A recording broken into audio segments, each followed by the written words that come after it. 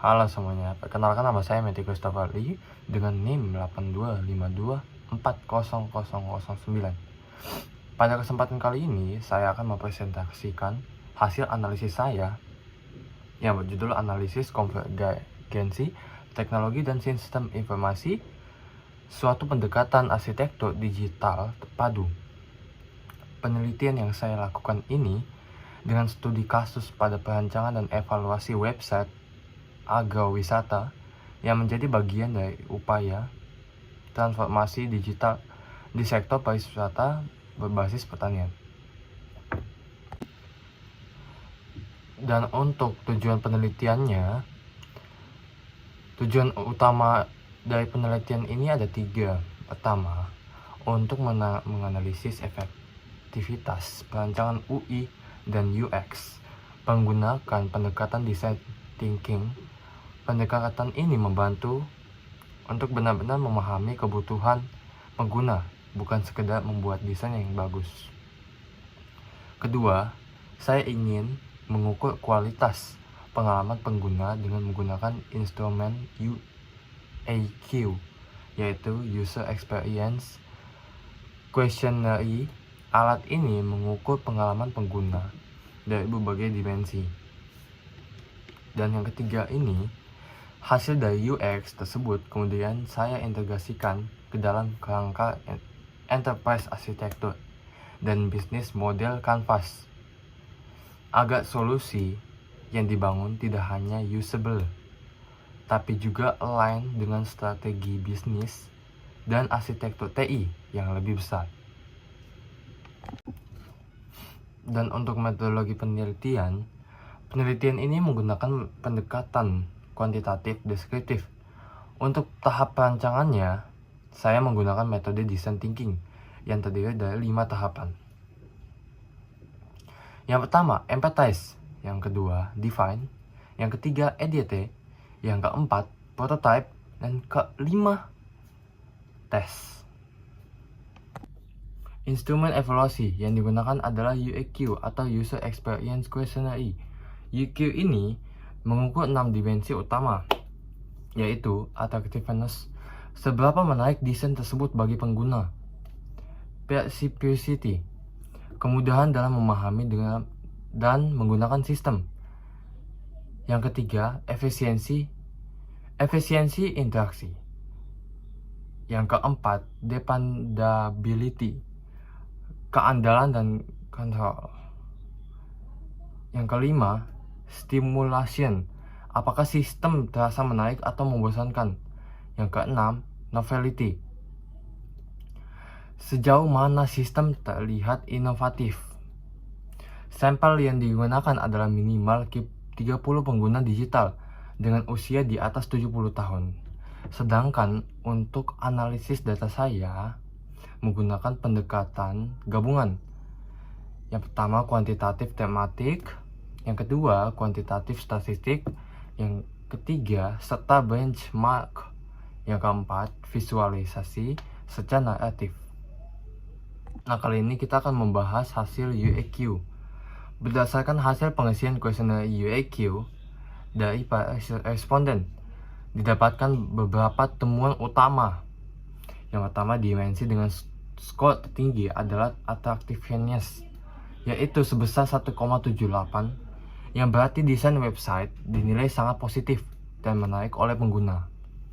Yang kedua, dimensi lain yang juga tinggi adalah stimulation 1,75 dan efisiensi 1,68, menggunakan bahwa pengguna merasa antusias dan mudah menggunakan sistem.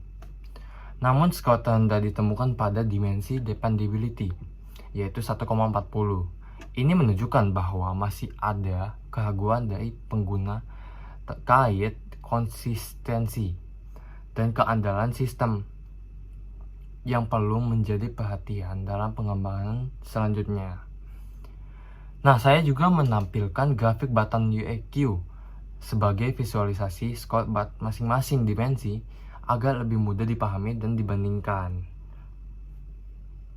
Nah, pada bagian integrasi dengan enterprise arsitektur, pada bagian ini kita membahas bagaimana sistem terintegrasi dengan Kerangka Kerja Enterprise Architecture atau EA. Terdapat 4 domain utama dalam EA. Yang pertama, Business Architecture, yang mencakup proses pemesan, testimoni pengguna, hingga stakeholder. Yang kedua, Application Architecture, yang berkaitan dengan elemen antarmuka seperti website, panel admin, dan media sosial. Yang ketiga, Data Architecture, fokus pada pengelolaan data pengguna, histori penggunaan, dan umpan balik. Yang keempat, Teknologi Arsitektur, meliputi cloud hosting, logika server, dan integrasi API. Dengan menggunakan EA, sistem dirancang agar stabil, mudah dikembangkan, dan berkelanjutan dalam jangka yang panjang. Kali ini kita akan membahas integrasi dengan Business Model Canvas, yang disingkat BMC. Nah, selanjutnya integrasi dilakukan Business Model Canvas atau BMC. BMC membantu menjelaskan sistem digital dengan model bisnis yang strategis. Beberapa elemen penting yang dikaji antara lain customer groups seperti individu, sekolah, dan komunitas. Value scheme menekankan kemudahan, efisiensi, serta aspek edukatif dan sosial. Nah, yang ketiga, distribution melalui website, QR code, serta platform media sosial. Yang keempat, capability. Sistem dilengkapi CMS, dashboard, dan notifikasi otomatis. UI dengan UX juga dirancang agar selaras dengan strategi bisnis yang sudah ditentukan. Nah, kali ini kita akan membahas lagi tentang implikasi dan rekomendasi. Dari hasil analisis terdapat beberapa rekomendasi untuk meningkatkan sistem, terutama dari aspek dependability atau keandalan. Beberapa peningkatan yang disarankan antara lain penambahan fitur-fitur sesuai kebutuhan pengguna, sistem feedback yang berlangsung secara langsung, dashboard analistik yang menampilkan data secara real time, penyediaan opsi multibahasa serta metode pembayaran online, serta keseluruhan desain sistem harus fleksibel dan siap menghadapi perkembangan di masa depan atau future ready. Nah, pada kesempatan kali ini kita akan membahas kesimpulan. Nah, berdasarkan seluruh pembahasan dapat disimpulkan bahwa design thinking terbukti efektif untuk membangun sistem berbasis kebutuhan pengguna. Pengguna metode UEQ membantu mengevaluasi pengalaman pengguna secara objektif. Integrasi atau UI atau UX, Enterprise Architecture, dan Business Model Canvas menghasilkan sistem digital yang tidak hanya efisiensi, tetapi juga memiliki nilai strategis tinggi. Dan satu hal lagi, potensi pengembangan ke depan masih sangat besar, terutama dalam mendukung digitalisasi pariwisata di Indonesia. Sebagai tambahan dari kesimpulan tadi, pendekatan design thinking sangat membantu dalam merancang sistem yang benar-benar sesuai dengan kebutuhan pengguna, tidak hanya fokus pada ketampilan, tapi juga pada solusi yang relevan. Kemudian, pengguna UIQ memungkinkan kita mengevaluasi kualitas pengalaman pengguna secara lebih objektif, sehingga pengembangan sistem bisa lebih terarah.